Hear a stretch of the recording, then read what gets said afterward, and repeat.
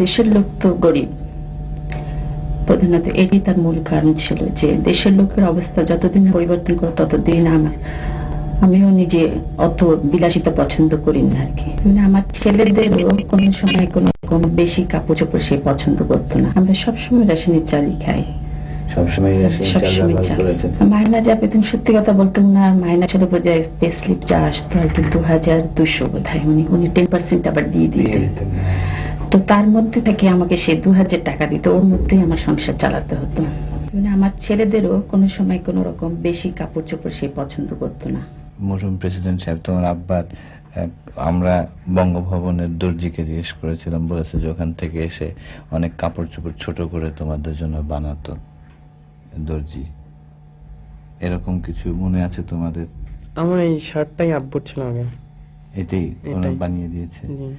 তোমার মনে আছে কোকো এরকম কোন? আমার দুটো প্যান্ট ছোট করে বানিয়ে দিয়েছিল। তোমার আব্বার প্যান্ট ছোট করে বানিয়ে দিয়েছে।